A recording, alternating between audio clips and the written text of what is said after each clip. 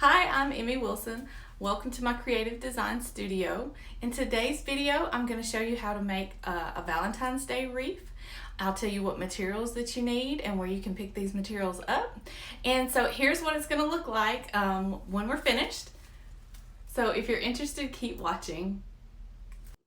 These are a few of the materials we'll use in today's video.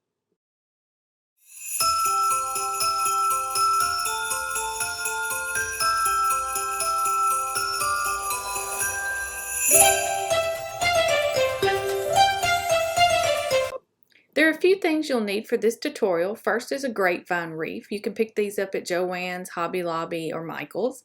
You'll also need this love garland that came from the Dollar Tree. And I've already split mine apart with some scissors. Next, you're going to need a garland of greenery. So this one I picked up at Hobby Lobby. I do recommend you get a garland of greenery. It's going to make it a lot easier for you to make this wreath. You're going to need some ribbon, about 4 yards, and this is 2.5-inch ribbon I picked up from Decorator's Warehouse, which is a place in Texas. You're going to need a pair of sharp scissors that you can cut your ribbon with and a hot glue gun. And then some other items you're going to need are this pick. I chose a camper from the Dollar Tree, but they had some other ones you could choose from. And then you're going to need some brown chenille stems, and you're also going to need at least one red chenille stem, which I don't show that on camera. First thing I'm going to do here is I'm going to open up my chenille stems, and I'm going to pull out a few to get started with. So I'm just going to pull out several here. Some other items you're going to need I'll be talking about later, but there is a full list of all the supplies and tools and materials that you'll need linked in the description below for this video. Now, the first thing I'm going to do is these grapevine wreaths, they're kind of wonky in that they're not completely circular, and they may even be thicker on one side than the other. So what I'm doing is I'm just kind of turning it, trying to decide which way I think would look best. And I finally decide I think I like this position, so I'm going to take my garland and I'm going to start to lay my garland on top of my grapevine wreath. And I'm just going to play with this until I'm happy with the way that it looks. I've decided I'm going to put more of the garland on the bottom part of the wreath than on the top. And I'm going to overlap these two ends of the garland. And now that I have all the greenery laying on top of my grapevine wreath, I'm ready to tie it down. And I'm not going to cut this garland to fit the grapevine wreath perfectly. I'm just going to overlap it. So I'm not going to cut the greenery. I'm just going to leave it the length that it is.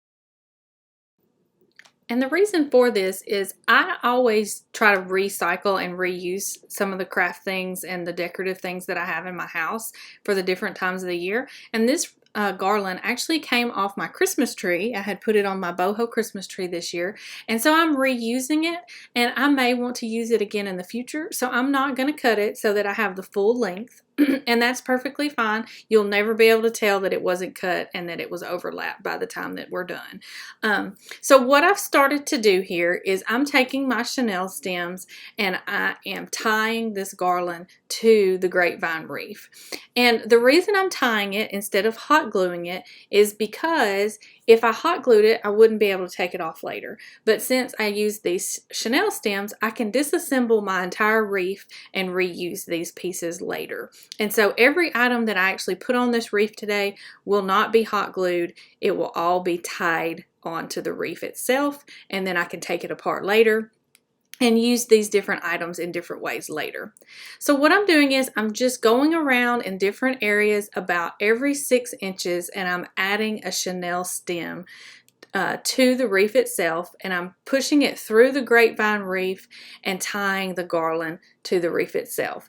Now it's a little hard to push through, so if you have trouble with yours, what you can do is instead of actually pushing the chenille stem through the wreath is you can just wrap it around the wreath. Now it's going to show on the outside edge, but if you use brown like I'm using, it won't stand out very much, and I don't think it will be very noticeable. So if you have trouble, try that. Now that I have all the chenille stems in place, I flipped it over and I'm actually tightening and tying these. So all I'm doing is crossing them and twisting them together like a bread tie. And I'm going to do this with each one of the chenille stems until I've tied off all of them so that the garland is secure to the grapevine wreath. Once I do that, I'll flip it back over, and I've noticed that I have one little section that I didn't tie off, so I flipped it back to the front, and I'm going to tie off this one last section. And this is the section that's overlapping, and like I said, by the time I finish, you won't be able to tell that this little section is fuller from where it's been overlapped. My final step here is just to make sure that the garland is secure as it can be to the grapevine wreath. Now I'm going to set that to the side. I've pulled out the garland that I picked up, the love garland from the Dollar Tree, and I've started cutting it apart. And before I cut it apart, it was all connected together by ribbon, and I've got a clip to show you what that looked like before I started cutting it into pieces. I just thought this was a really nice touch and something that would be real easy to disassemble and to use in a different way. So if you like this particular little piece, pick yourself up one at the Dollar Tree. So what I'm doing is I'm just peeling off the excess ribbon that still remains after cutting it apart, and I'm peeling off the tape, and some of them came off real easily.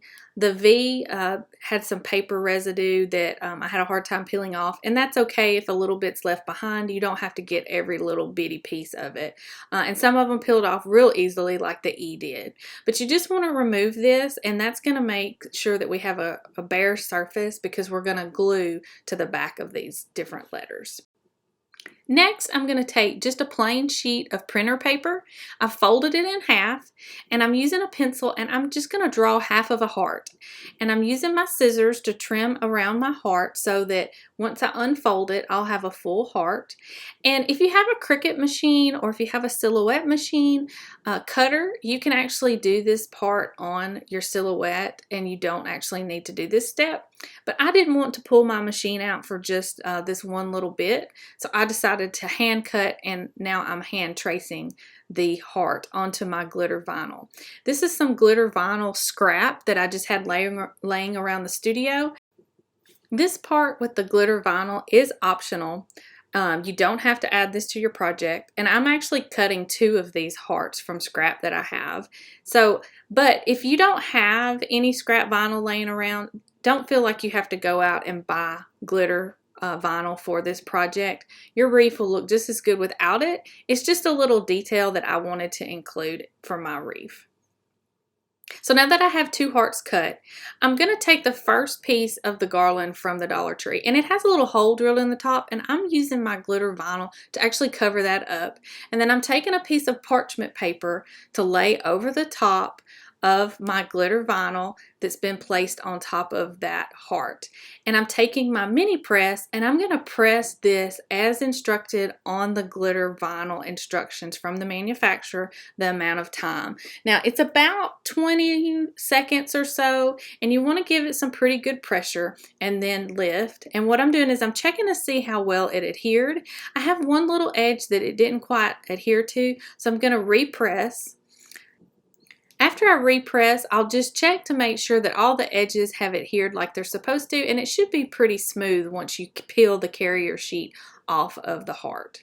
Now, I've used the same technique on the O. I had done that previously as a test, and I'll do that on the other heart as well. So here's the second heart. I cut 2 hearts originally the same size, and I decided on this one that I wanted it to be a little smaller. So what I'm doing is I'm folding in half the heart that I had previously cut, and I'm just going to trim the edge of this down and make my heart just a little bit smaller so that it will fit onto a different area of my heart. I want it to be slightly different from the last one just to give it a little bit of interest.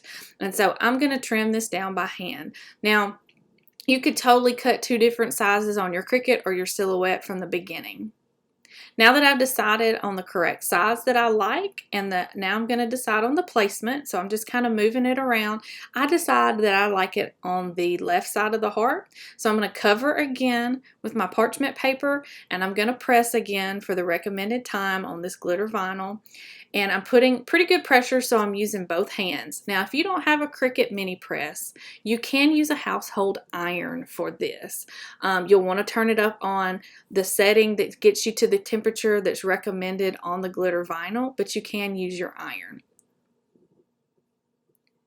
Now I'm pulling the carrier sheet away, and what I'm going to do is I'm going to recover my heart and repress for just, maybe a few seconds. I don't want to over press necessarily, but I felt like it needed just a little bit more heat and a little bit more pressure, and that's going to set that real well so that it stays adhered to this heart. And that's done. It's very smooth. You can't even tell. You'd never know it wasn't there to begin with.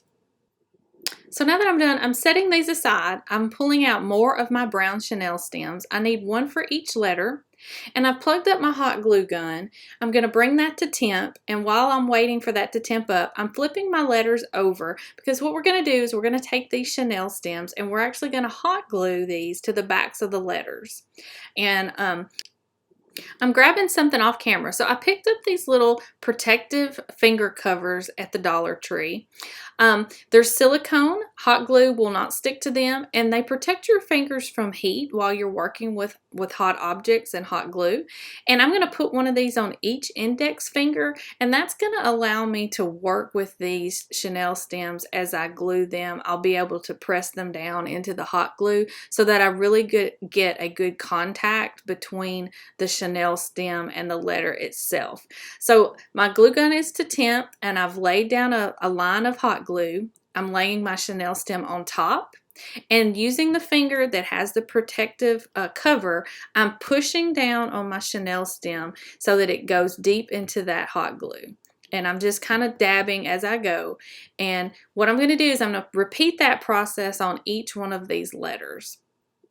If you'll notice, I'm not going all the way from the top to the bottom of the letter, because what's going to happen is your chenille stem is going to be too short. So you just want to adhere about 1.5 inches to 2 inches at most of your chenille stem to your letter. And so some of the hot glue stuck to the silicone finger protector, and you can just rub that right off. It's going to come right off. I do want to point out, so for the V, I put a little too long of a line of hot glue. So this made it a little bit hard to attach. So you don't want to make your lines of hot glue quite as long as I did on the V. You want to make it a little bit shorter than that. I went probably a full 2 inches of hot glue, and that's really too long. So you want to do 1 inch, 1.5 inches is a good length, about 1.5 inches.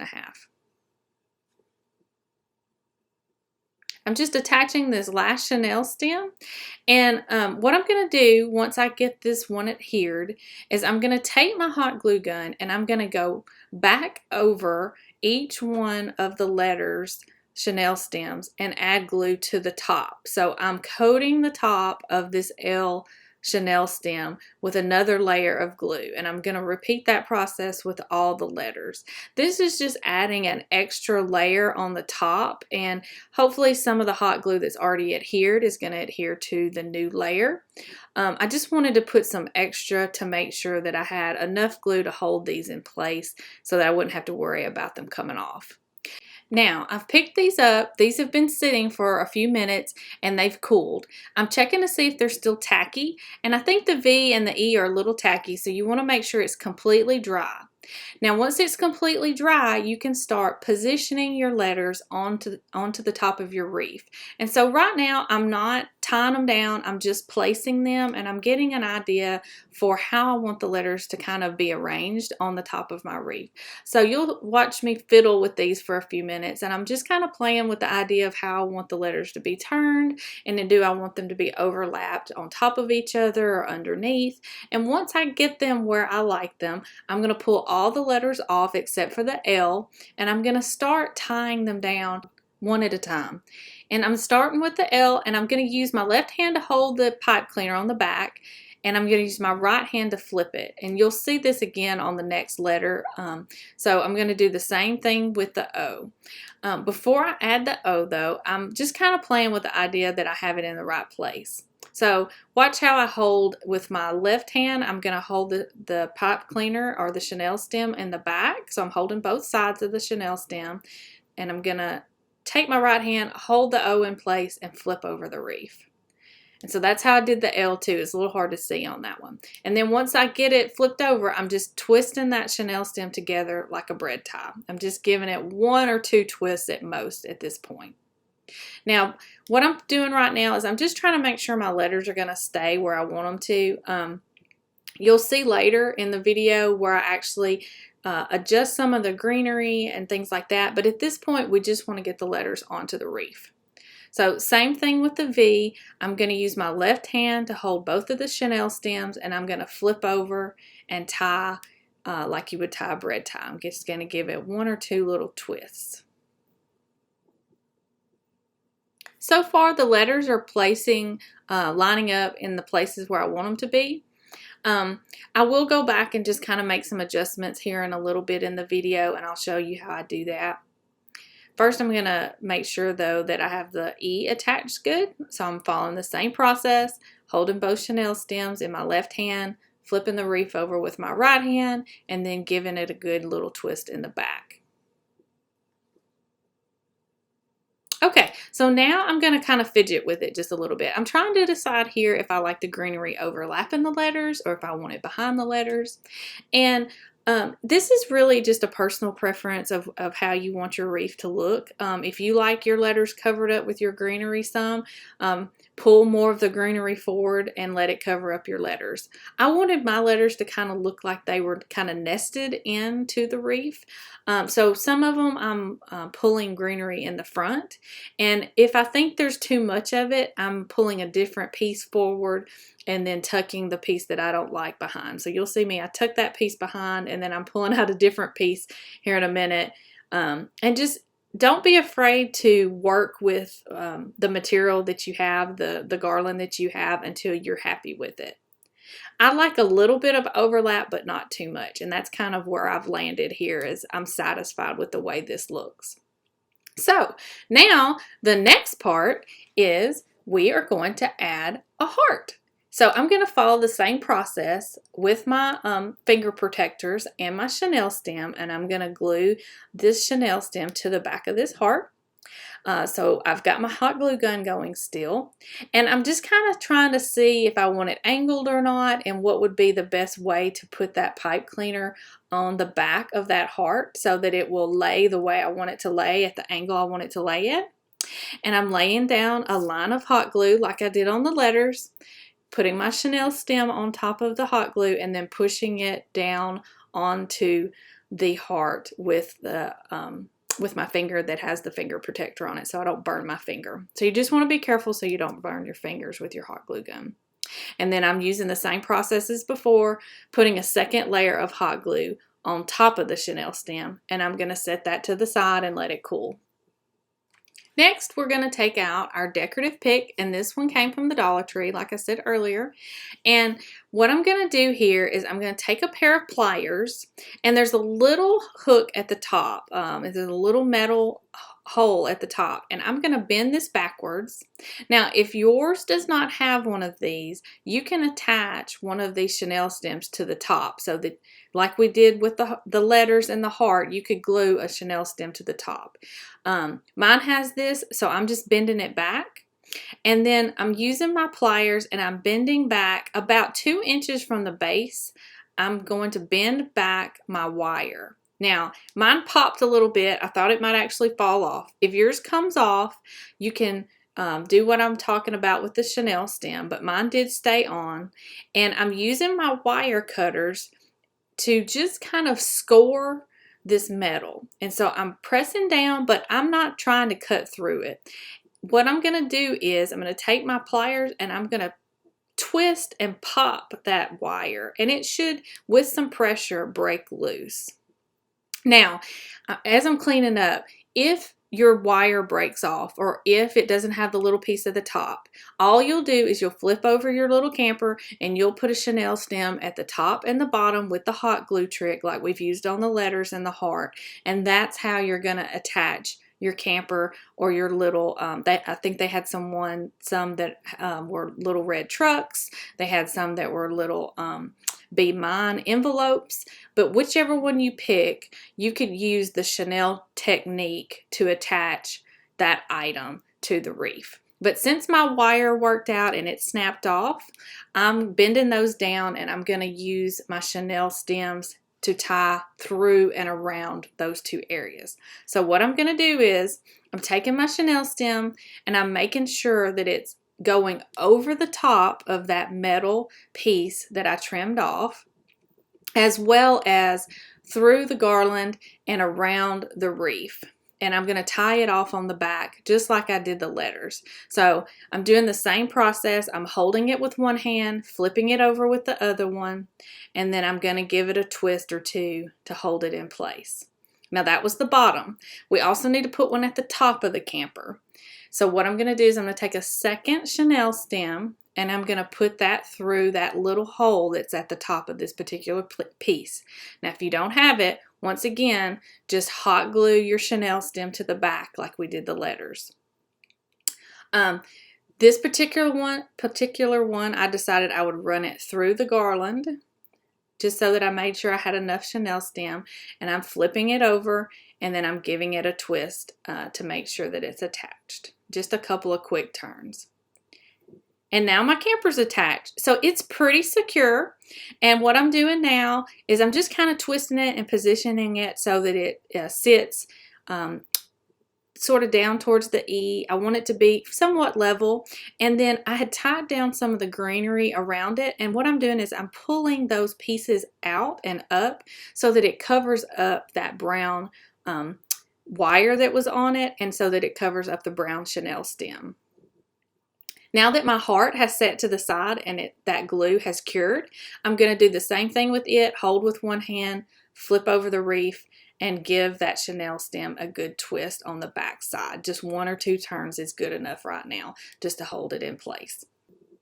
Once I've done that, I'm going to flip my wreath back over.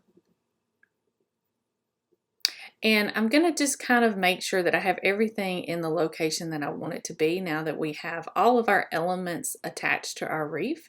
And I'm checking to see if everything's just kind of sitting the direction that I want it to sit and making some last minute adjustments. Next, we're going to finish our wreath with a bow. You need 4 yards of 2.5 inch ribbon. I'm going to center this in what's left of the wreath. I'm going to start by pinching in the middle of the ribbon and holding that to the bottom of the wreath so I know how long my tail will be. Next, I'm going to make my first loop by pinching the ribbon in between my thumb and index finger. Now, I'm going to make my first loop here, and I'm just checking to see that I like the size by laying it on the top of my wreath. I do like it, so what I'm going to do is I'm going to make a second loop on the opposite side that matches it, the same exact size. And I'm just going to pinch that ribbon in between my finger as well. Now, before I go any further, what I'm going to do is I'm going to adjust to make sure they're the same, and then I'm going to lay it on there and decide if I like that size or not. I do, so I'm going to make a third loop on the left and a fourth loop on the right. So now I have, once I make this next loop, now I'll have 4 loops that are the exact same size, and these loops are probably about 7 inches long from the middle where I'm holding it there. And if you'll kind of watch, I'm adjusting the loops a little bit by pulling on the loop itself or pulling on the tail, and that helps me to adjust the loop size and make them all the same size. Now, I'm going to do another loop, but this loop is going to be smaller than the last 4. So one on the left and one on the right. And these loops are probably more like about 5 inches each. So I'm going down in size, and I'm going to make another loop on the left and another loop on the right that are about 5 inches. So now I have 4 loops that are a little bit smaller for a total of 8 loops. Next, I'm going to make another loop on the left, and this one's a little bit smaller than the last one. So it's going to be probably about 4 inches, maybe 3. And I'm going to make one more loop on the right to match the one that's on the left. And I'm just going to pinch and hold that ribbon in the middle. And as you can see, I've kind of expanded my fingers, and my loop wasn't the same size, so I'm just pulling on that tail to adjust the size of it. Now, I'm holding that with my left hand. I'm going to take my pipe cleaner, wrap it around the middle of my bow, and then hold the back with both fingers. And so I've tied this off now, and I didn't like the brown. So what I'm doing here is I'm going to switch to a red pipe cleaner, and I'll talk you through how I'm going to tie it off. So what I'm going to do is I'm just going to wrap it around, and I'm going to give it a good twist like a bread tie. And that's going to tie off my bow. The reason I did that is because I thought the brown stood out a little bit too much. And so now what I'm doing is I'm making some adjustments. I'm just laying this down to make sure that that what's going to happen is I'm going to move the greenery out of the way, and I'm going to tie this to my wreath. Now what's happened is my pipe cleaner is not long enough, and that's okay. We can fix that. And so here's what you do. Take that brown pipe cleaner that you had left, cut it in half, and we're going to make an extension on each one of the ends. So I'm just twisting these two pieces together, and that's going to make me have a longer chenille stem that I can wrap and tie my bow to my wreath. So I'm just putting half of it on one side of the red chenille stem and half of it on the other side of the chenille stem or pipe cleaner. Now it's plenty long, and I'll move that greenery around so that it's out of the way, and I'll wrap my chenille stem around, hold it in one hand, and then I'm going to flip, and I'm going to lay the wreath down so that I can tie this off on the back like a bread tie. So I'm just going to twist those two chenille stems together like a bread tie, and I'm going to give it a couple of good turns here just so that I know that it's good and secure and that it's going to stay in place. Now what I'm going to do is I'm going to check each one of these pipe cleaners. So I'm standing them up just so that I don't miss any, and I'm going back and I'm giving them an extra few twists. So I'm going to give them an extra few turns and just check to make sure that all my elements on each one, and see, I'm just kind of wiggling them as I go around, checking to see that they're secure. Next, I'm going to take a pencil and twist my chenille stems around this pencil. This is going to clean up the back of my wreath and just give it a nice finished look. So I'll repeat this all the way around the wreath until I have all those done. Now I flipped the wreath over, and I'm adjusting the bow. It got a little smashed while I was working with the wreath flipped over. So I'm taking the loops, just kind of twisting them, shaping them, pulling them apart. And I'll just kind of keep doing this until I'm happy with my bow, and we're done. This is our completed Valentine's Day wreath. I hope you enjoyed this tutorial. Don't forget to like and subscribe to this channel if you enjoy content like this. And remember, there's a full list below in the description of the items used in this video. Thanks so much for watching, and thanks for joining me in the Emmy Wilson Design Studio.